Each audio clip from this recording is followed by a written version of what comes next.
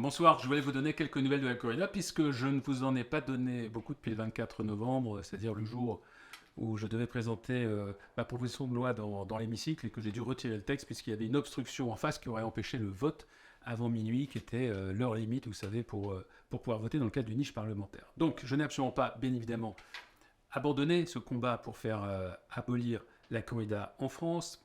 Et la nouvelle étape, c'est celle-ci. Je viens d'écrire au président de la commission des lois, M. Sacha Houlier, pour lui demander de venir sur le bureau et de voter en bureau le fait d'aller proposer que cette proposition de loi puisse aller dans l'hémicycle de manière transpartisane, en passant par le biais de la conférence des présidents, par l'accord de la présidente donc de l'Assemblée. Enfin bon, il y a un petit chemin encore compliqué, certes, mais une possibilité quand même. Si jamais il y a un accord d'autres groupes, eh bien, on peut, par ce biais, peut-être discuter réellement, cette fois-ci, de la corrida en France et amener les collègues députés à voter sur son interdiction. Donc c'est encore évidemment très incertain. Mais c'est une tentative qu'il faut faire.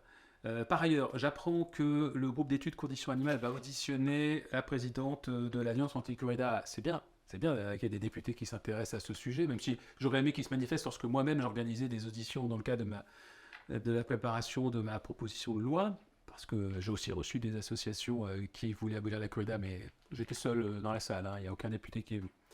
Ma crainte derrière cette audition de l'Alliance anti-corrida, c'est que derrière, il y ait le projet de la part des députés macronistes, députés Renaissance, de proposer bientôt une proposition de loi pour interdire la corrida aux mineurs. Bon, ça peut paraître une bonne idée comme ça, mais c'est une fausse bonne idée à mon sens, parce qu'en réalité, d'abord, il y aurait toujours autant de taureaux qui continueraient à se faire massacrer dans les arènes, mais surtout, ça permettrait de dire ensuite au gouvernement, regardez, on a fait quelque chose, on a interdit la corrida aux mineurs. Mais, sauf que les corridas, elles perdureraient toujours, et sans doute que ça retarderait d'autant la possibilité de la faire interdire. Donc voilà, on essaye par ce biais-là, par la commission des lois. On va voir, on va attendre de voir le résultat, voir sur quoi ça débouche. C'est toujours incertain, hein, mais peut-être qu'un jour mes collègues députés vont accepter de porter dans l'hémicycle la volonté populaire. 8 à 9 Français sur 10 veulent que la corrida soit abolie, donc c'est à nous de mettre la loi en conformité avec la volonté populaire. Et si ça ne marche toujours pas par ce biais, eh bien, on trouvera un autre. Mais ce qui est sûr, c'est qu'on ne lâchera pas pour que bientôt la corrida dans ce pays ne soit plus qu'un très mauvais souvenir.